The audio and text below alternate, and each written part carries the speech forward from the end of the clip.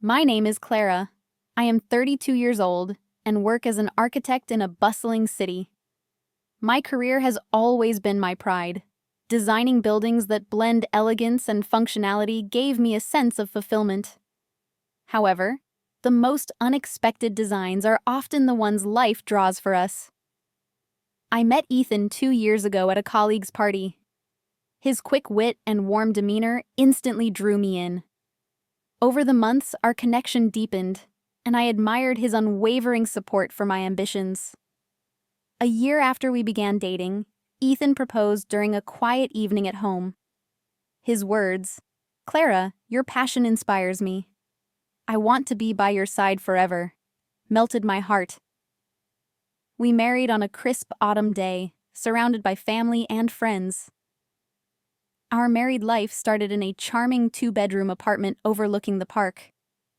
It wasn't extravagant, but it was ours, a cozy haven where we shared our dreams.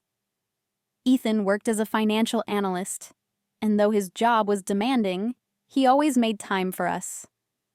Our days were filled with laughter and mutual respect. Life seemed perfect. However, perfection can be deceiving. A year into our marriage, my mother's health began to decline. She'd always been my rock, raising me single-handedly after my father's passing. Her vibrant energy dimmed, and the doctors diagnosed her with a chronic heart condition. She needed constant care. When I discussed moving her into our apartment, Ethan was hesitant. "Clara, it's a big step. Our space is small, and my work's been intense lately," he said, his brow furrowed. I understood his concerns, but pleaded, "Ethan, she's my mother. I can't leave her to struggle alone." After days of discussions, he reluctantly agreed. Adjusting to this new dynamic was challenging. My mother's presence changed the rhythm of our lives. She required regular medication, doctor visits, and a diet carefully curated to support her health. While I juggled work and her care, Ethan's patience seemed to wear thin. One evening, as I was preparing dinner, Ethan said, "Clara, this isn't what I signed up for. I feel like a guest in my own home." His words stung, but I tried to empathize. "Ethan, it's temporary. Once Mom stabilizes, we'll find a better arrangement," I reassured him. Weeks turned into months. My mother's condition fluctuated, and though Ethan's demeanor remained polite, the warmth between us began to cool. He started working late, and our conversations grew sparse. I clung to the belief that we were just going through a rough patch, but doubts crept in. One Saturday, Ethan announced he had a work retreat. "It'll be a nice break for both of us," he said with a forced smile. I wished him well, hoping the time apart would reignite our bond. But when he returned, something felt off. He was unusually distant, avoiding eye contact and dismissing my attempts to engage. Late one night, unable to sleep, I noticed his phone blinking with a message. I wasn't one to invade his privacy, but curiosity got the better of me. The text read, "Missed you today. Can't wait to see you again. Lila." My heart sank. Who was Lila? The next morning, I confronted Ethan. "Who is Lila, Ethan? Why is she saying she missed you?" He froze, guilt flashing across his face. "Clara, it's not what you think. She's just a colleague," he stammered. But his hesitation betrayed him. Over the following weeks, I pieced together the truth. Ethan had grown close to Lila during those long work hours he claimed to endure. They'd been meeting outside the office, sharing moments that should have been ours. My world shattered. Despite my anger and hurt, I didn't confront him again immediately. Instead, I sought clarity. I began documenting the changes in his behavior, the late nights, the lies. I needed to be sure before taking any drastic steps. One day, while Ethan was at work, I decided to visit his office unannounced. Pretending I had forgotten something important, I entered and asked his assistant if he was available. "Oh, he's not here. Ethan left early today with Lila for a meeting," she said casually. My suspicions were confirmed. I returned home, feeling a mix of anger and determination. My mother noticed my turmoil. "Clara, you've been so strong for me. Don't let anyone take advantage of your kindness," she said, holding my hand. Her words fortified me. That evening, I told Ethan we needed to talk.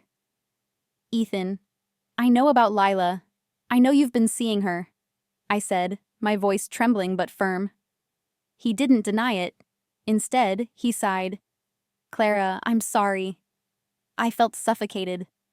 Things changed when your mother moved in." His justification only deepened my hurt. "Ethan, marriage is about weathering storms together, not running away when things get hard," I said. But I knew our bond was irreparably broken.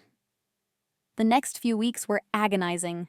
Ethan moved out, claiming he needed time to figure things out.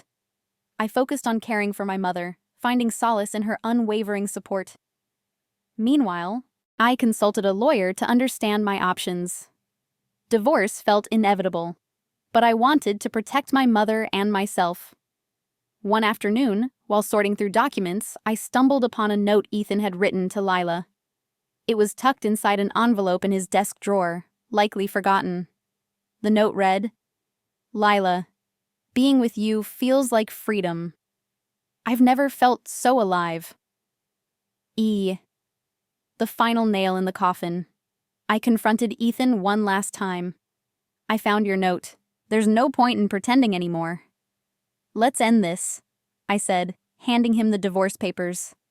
He looked at me, perhaps expecting tears, but I was resolute. "Clara, I'm sorry for everything," he muttered, signing the documents. The divorce was finalized quickly. Ethan moved in with Lila, and I moved on, focusing on rebuilding my life. My mother's health improved, and we found a new apartment, a space filled with light and possibilities. Months later, I heard through mutual friends that Ethan and Lila's relationship had soured. Apparently, the freedom he sought wasn't as fulfilling as he'd imagined. But by then, it didn't matter. I was thriving, exploring new opportunities in my career, and cherishing the bond with my mother. One evening, as I sat with my mother, reflecting on the whirlwind my life had been, she placed her hand over mine. "Clara, life often gives us challenges to show us how strong we can be," she said. Her words resonated deeply, and I realized how much I'd grown through this experience. Inspired by her wisdom, I decided to channel my emotions into my work. I began designing a series of buildings dedicated to resilience and renewal. Each structure symbolized a stage of healing, from devastation to rebirth. The project gained recognition, and I was invited to present it at an international conference. At the conference, I met individuals who had overcome their struggles in extraordinary ways. One story, in particular, stood out: a woman who turned her grief into a global initiative supporting mental health. Her resilience reminded me of my journey and reinforced my belief in the power of starting over. As my career flourished, so did my personal growth. I began taking dance classes, a childhood dream I had shelved for years. The rhythmic movements and music became a form of therapy, helping me reconnect with my inner self. I also started volunteering at a local shelter, offering architectural expertise to create safer spaces for women in need. One day, while sketching designs at a park, a stranger approached me. "Excuse me, are you Clara?" he asked. Surprised, I nodded. "I'm Daniel. I read about your project on resilience. Your story is inspiring," he said with genuine admiration. We struck up a conversation, and for the first time in a long while, I felt a spark. Daniel and I began meeting regularly, sharing our stories and aspirations. He was a writer, crafting narratives that celebrated human strength. Our connection grew, built on mutual respect and understanding. Unlike my past, this relationship was grounded in honesty and shared values.